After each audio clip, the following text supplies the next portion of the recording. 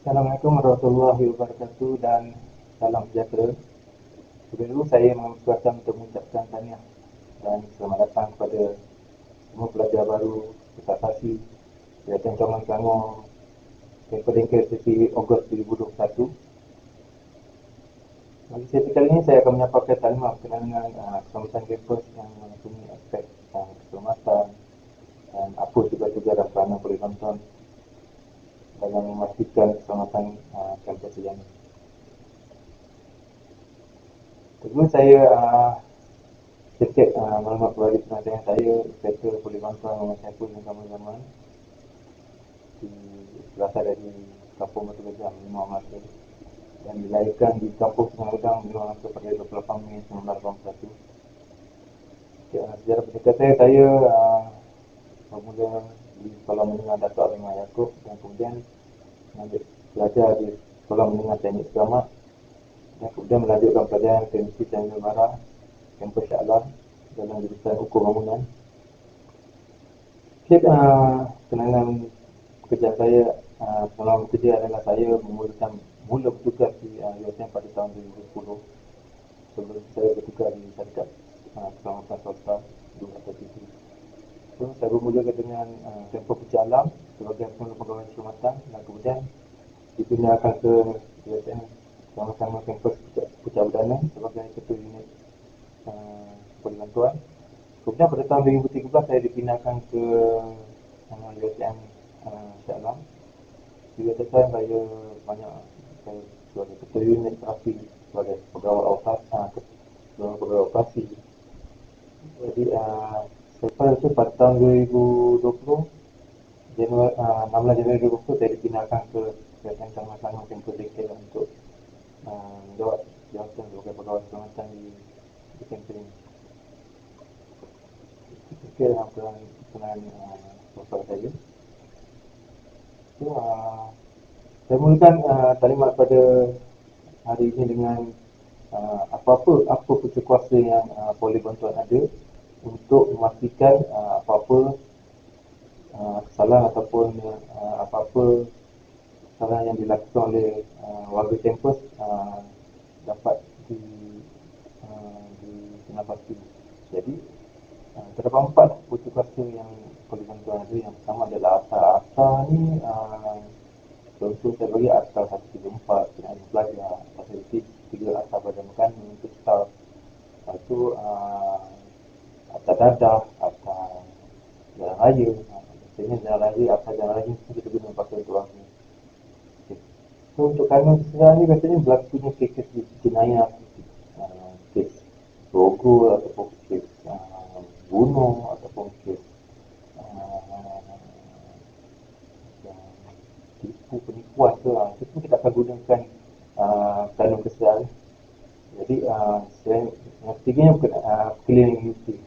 So, cleaning duty ni biasanya akan dikeluarkan oleh jawatan-jawatan tertentu lah. Tapi yang paling utamanya kita guna pakai kita adalah cleaning net cancel. Biasanya cleaning net cancel akan dikeluarkan untuk membantu pihak peribadatan untuk menguatkuasakan apa-apa peraturan universiti yang semasa. Dan itu yang keempat adalah peraturan amnesty ni biasanya peraturan campus biasanya akan dikeluarkan oleh pengarah. Arahan termasuk pengarah yang kita guna pakai untuk memastikan semua warga mengikut peraturan yang tapi tak lari daripada pilihan dan asal yang telah. Dan yang terkini yang terbaru ni kita ada SOP untuk yang waktu COVID ni dalam pelan pemulihan negara fasa 1. Jadi kita akan follow lah SOP yang akan keluar.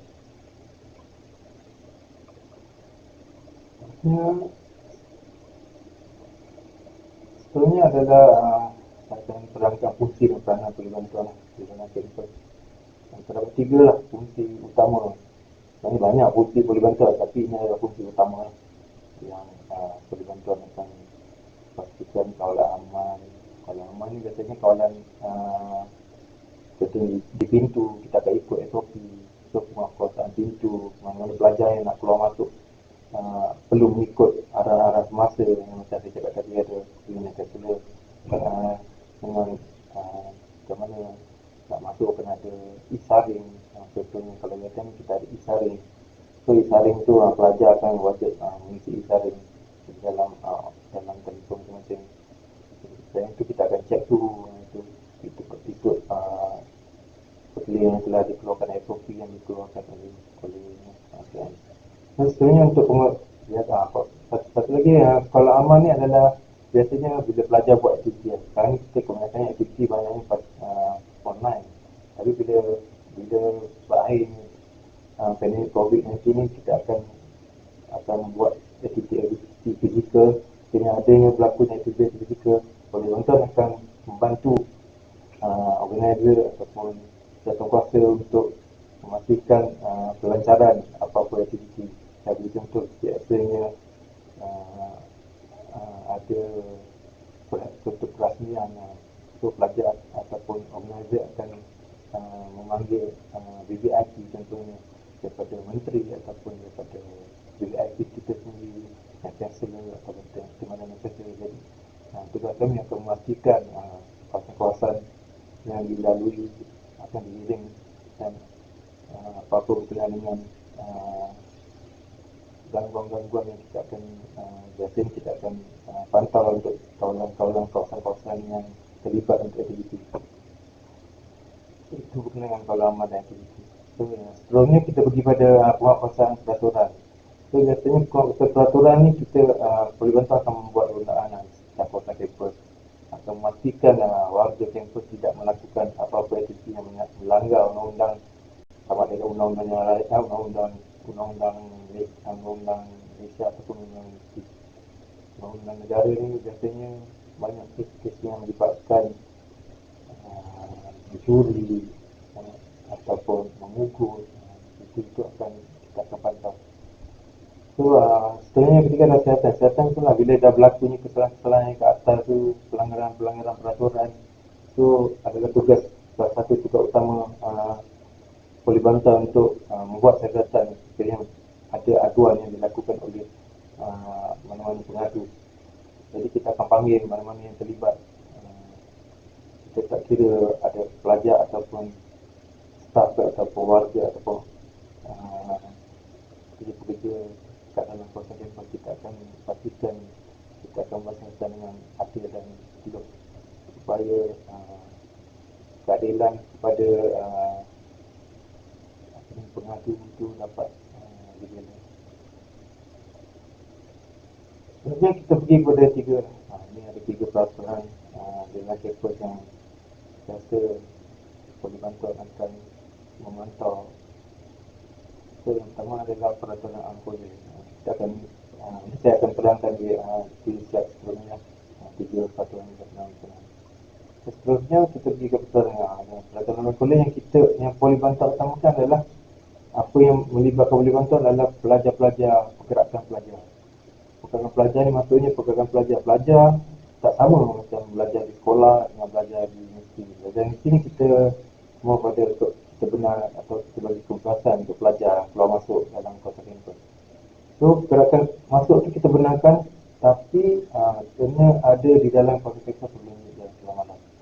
Maksudnya nak keluar tu kan nak keluar berapa mungkin ada nak beli peralatan ke barang ke apa, ataupun ada perkara penting yang nak buat contohnya nak hidupkan lesen ke apa.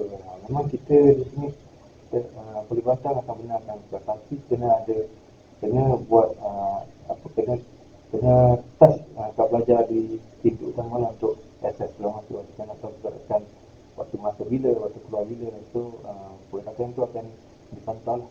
So pelajar dengan nanti menyentuh kad pelajar di depan untuk pergerakan keluar masuk. Dan sekiranya ada pelajar yang lewat, kita akan arahkan lah pelajar berkenaan dan kita akan maklumkan kepada staf petugas untuk yang dikenakan.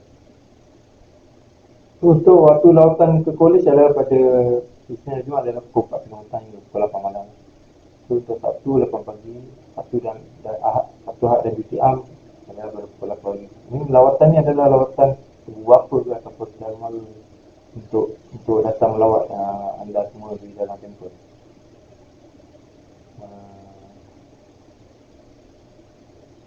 Itu satu lagi yang saya nak maklumkan berkenaan dengan sepanjang kita merungi pandemik COVID-19 ni, kita masih lagi mengikut peraturan SOP yang mana pelajar yang dibenarkan masuk dalam kampus pada akan datang kita memang tak benarkan pelajar lagi keluar. So pelajar semua akan kekal berada di dalam kampus hingga kita punya pandemik ataupun kita menunggu keputusan daripada pihak kerajaan untuk memaklumkan adalah apakah kita dibenarkan uh, untuk berada ke fasa seterusnya 3 ataupun 4 yang boleh melakukan perjalanan keluar pada akan datang. Tapi sehingga kini kita akan masih kekalkan untuk di fasa PPN 1, fasa 1 iaitu kita tak benarkan pelajar untuk keluar sepanjang berada untuk mengajar satu untuk sesi pelajaran di dalam program itu. Seterusnya kita pergi ke peraturan lalu lintas. Jadi peraturan lalu lintas, pelajar kita tak benarkanlah pelajar membawa kenderaan ke dalam kampus. Dia bersangkutan dengan Akta 174 yang tidak membenarkan pelajar menerima penginapan polis untuk membawa kenderaan ke dalam kampus. Jadi pelajar-pelajar tu kita tak benarkan bawa kenderaan ke dalam kampus. Tapi yang lepas-lepas ramai juga pelajar yang membawa kenderaan tapi meletakkan kenderaan di luar kawasan. Untuk makluman semua, dia letak di kawasan luar dan bukan di bawah tanggungjawab yayasan ataupun polis bantuan. Jadi banyak kes berlaku, kes pecah kereta, kes hilang kereta di luar kawasan. Jadi saya tak galakkan untuk pelajar membawa kenderaan dan tinggalkan kenderaan di luar kawasan kereta yang akan berisiko kenderaan lagi. Untuk e-hailing, kita memang tak benarkan e-hailing masukkan depan, cuma sampai ke depan pintu utama lah. So pelajar yang naik kenderaan e-hailing, contoh pelajar Sarawak atau KLIA nak balik ke kampus, nak datang ke kampus. Jadi e-hailing hanya digunakan sehingga ke pintu utama kampus tadi. Untuk food delivery, kita benarkan hanya di depan pintu. So pelajar dikendaki datang ke depan pintu untuk mengambil makanan-makanan masing-masing. Dan kita akan benarkan masuk ke dalam kawasan itu. Walaupun keadaan pandemik ataupun tidak pandemik, atau endemik, kita memang tak benarkan food delivery masuk ke dalam kawasan itu. Ya, seterusnya ini sasar berdiri masyarakat. Kita pelajar, saya pun bekas pelajar UiTM, kita memang ada dididik untuk menjaga sasar berdiri. Jadi pakaian kena lebih sopan. Saya beri contoh apa yang berlaku lah di kita ni. Pelajar, contohlah pelajar lelaki pakai pakaian pelekat lah datang ke tempat makan Anjung Bengkel. Jadi sedikit menunjukkan yang menjatuhkan imej sendiri pada saya. Pakai sopan, pakai seluar pergi makan. Saya jaga saya. Kita akan bantah. So mana yang pakai menjulur mata tu lagi salah kan. So kita memang tak benarkan, memang ada peraturan itu. Mungkin SP pihak SP telah pun menerangkan apa pakaian yang sesuai. Tapi dari polis bantuan kita akan memantau juga untuk menegur sama pelajar yang melakukan kesalahan memakai pakaian yang tidak sepatutnya. Okay, seterusnya ini saya akan isu-isu semasa yang berlaku kat dalam kampus. So saya akan banyak sikitlah masa untuk isu semasa sebab saya nak pastikan yang pelajar tak melakukan kesalahan yang biasa. Isu semasa ni adalah kesalahan yang sering pelajar lakukan, kesilapan yang sering pelajar lakukan. So saya akan pergi satu persatu ragut dan pukau. Saya beri contoh ragut dan pukau ni kes berlaku pada tahun 2017 atau 18 macam tu, di mana ada geng-geng perudah datang untuk memukau pelajar untuk mendapatkan wang apa. Jadi yang kita dari polis bantuan menasihati semua pelajar supaya berhati-hati. So kes ragut pun banyak di kawasan sebelum ni. Jadi bila dibenarkan keluar kawasan kampus, pastikan anda keluar berkumpulan. Pastikan at least pun 2 orang atau 3 orang untuk bergerak supaya apa-apa berlaku ada yang membantu dan di luar kawasan. So apa-apa pun ada bertiga-tiga untuk mengurangkan risiko ragut berlaku di luar kawasan itu. So, lagi satu biasanya pelajar kebanyakan di sini bila dia keluar ke kawasan kampus dia akan bergerak berjalan kaki ke kawasan, ada satu kawasan makan apa ni, fast food. Jadi berlakunya lah orang kata bila balik tu berjalan kaki lah, waktu malam tu dia akan membalikkan. Jadi sebab tu kita menggalakkan pelajar semua jangan berkumpulan untuk keluar pasal itu. Ya, sebenarnya kenal ini yang sering sangat berlaku di dalam kawasan kampus kita ni, iaitu kecuaian kehilangan barang-barang pribadi. Barang pribadi bagi saya adalah tanggungjawab pribadi. So anda semua, kita sekarang ada dah di teknologi yang makin baik, ada telefon masing-masing, ada laptop masing-masing, mungkin ada gadget-gadget lain yang boleh bantuan tak tahu, tapi berharga, barang kemas. Saya pastikanlah barang-barang berkenaan itu kalau dibawa ke dalam kawasan kampus, berada dalam bilik, pastikan bila anda semua nak tidur ataupun nak ke luar kelas, nak ke kelas, pastikan barang-barang yang berharga itu disimpan di tempat yang betul lah, dikunci dengan baik.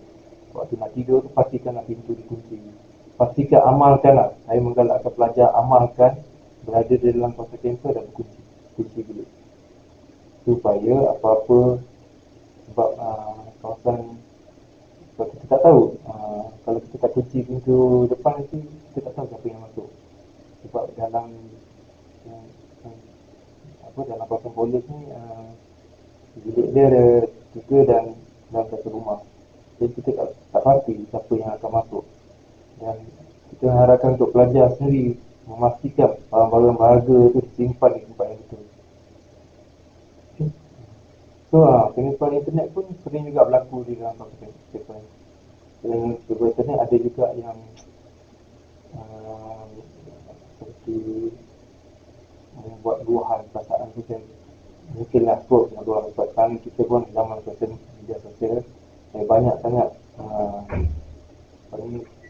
arahan-arahan banyak apa ni, penipuan internet ni berlaku. Biasanya berkenaan dengan ATM lah, penipuan internet. Bukan internet saja, mungkin ada juga penipuan dengan telefon ada atau jadi pastikanlah perkembangan berkenaan itu elakkanlah mana-mana yang tak dikenali itu elakkan. So, sebenarnya berkenaan dengan penyalahgunaan data pun ada juga berlaku penyalahgunaan data di dalam kawasan kampus. So elakkan mana-mana ni, pastikan anda tidak membawa dan menyalahguna data di dalam kawasan kampus. Kita Polibansa tidak akan berkompromi dengan kami menangkap pelajar yang memiliki data. Kita akan dikenakan. So, sebenarnya berkenaan dengan perhimpunan haram ni, biasanya tu lah, kita tengok perhimpunan haram ni sebenarnya kalau ikutkan dalam kerana pekerja jenayah, berhimpun tanpa kebenaran melebihi daripada 5 orang dan dikategorikan sebagai perhimpunan haram. Jadi kita tak guna pakai 5 orang sebab kita tahu pelajar pun akan buat tadi belajar di satu kawasan dan satu kumpulan. Semua perhimpunan haram semua kepada isu-isu yang melibatkan politik, melibatkan teroris biasanya. So kita akan pantau dengan sebab kita memang pelajar dibenarkan berpolitik, tapi berpolitik di luar kawasan itu. Kita tak benarkan apa-apa pelajar yang berpolitik dalam kawasan ini. Sebenarnya gangguan seksual ini, gangguan seksual pun mungkin ramai pelajar pun untuk panas lah berkenaan gangguan seksual. Banyak juga sosial media yang terkini itu mengeluarkan kenyataan yang berkenaan dengan gangguan seksual, menyebabkan staff, menyebabkan pelajar dengan pelajar. Nah ini kalau ikutkan dalam kawasan kampus ni bukan di Jengkir saja, satu Malaysia biasa pun kita tak lari daripada gangguan seksual ni sebab pelajar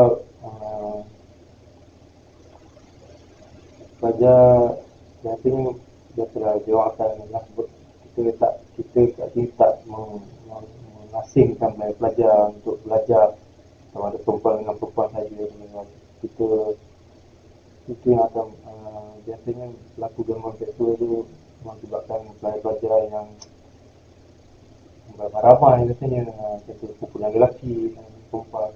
Jadi elakkanlah membuat sekiranya anda didapati ditangkap mengganggu, membuat gangguan seksual kepada, nak kira kan ni lelaki pun ada gangguan seksual juga. Jadi yang penting lapor pada polis bantuan. Nanti saya akan beritahu nombor di akhir kalimat ni, saya akan keluarkan nombor telefon yang anda perlu atau wajib simpan untuk anda hubungi sesegera yang mungkin sekiranya berlaku kesalahan atau gangguan di dalam kawasan. So ini adalah kes yang kecuri, yang ini gambar-gambar yang paling kecuri, kes pukau. Ini yang berlaku kat luar, pelajar Asia yang pernah dipukau kat luar kawasan itu, yang masa pada mungkin sebab pukau itu susah. Saya cakap kalau keluar, pastikan keluar berkumpulan supaya kita nak elakkan kejadian orang meragut ataupun orang pukau. So ini adalah talian saya cakap, ini adalah talian hotline pusat kawalan, iaitu kita punya kawalan pusat kawalan polis bantuan, iaitu 03 8924 5554. Saya ulang, 03 8924 5554. Ini adalah kawasan, ini adalah nombor hotline polis bantuan yang dibuka 24 jam. So anda boleh hubungi bila apa-apa kejadian berlaku, hubungi segera untuk polis bantuan ambil tindakan segera. Selain itu kita ada nombor telefon kontak perkhidmatan 03 8924 5556. So kontak perkhidmatan mahu kepada kalau ada apa-apa keperluan untuk datang ke pejabat, kita akan kontak perkhidmatan ni di pejabat polis bantuan kita buka daripada jam 8 pagi hingga ke 5 petang. Contohnya pos kawalan itu sama, itu ada nombor, selain daripada nombor hotline 24 jam, kita ada juga nombor 24 jam yang di pos pintu kawalan itu utama, itu 03 8924 5551. Okay, so saya rasa itu saja. So untuk ini ada plan, itu sajalah saya sekian. Itu sajalah taklimat saya untuk kali ini. Cuma apa yang saya boleh rumuskan adalah semacam adalah tanggungjawab kita bersama. Jadi anda semua perlu apa-apa berlakunya kesalahan-kesalahan ataupun nampak apa-apa berlaku kesalahan, segera hubungi polis bantuan. Kami akan membantu sebaik yang mungkin supaya pelajar rasa aman, selamat berada di dalam kawasan ini. Sekiranya anda ada kes-kes yang macam kes gangguan seksual ataupun malu, jangan malu, jangan segan. Kami polis bantuan dah biasa dengan kes-kes yang ini. Kira lapor segera. Kalau rasa malu pun boleh cari mentor ataupun pesara-pesara yang boleh dipercaya untuk bicara akan hubungi kami juga. Tapi sekiranya untuk tindakan pantas, saya galakkan kepada pelajar supaya segera hubungi ke polis bantuan. Terus kita ada talian wajah, saya akan, dan talian saya pun saya buka kepada semua pelajar, iaitu 011 12 13 7088. So bila sana boleh hubungi saya lah untuk saya sekiranya ada apa-apa berlaku dengan kesalahan di dalam pasangan itu. So nanti itu saja yang yang dapat saya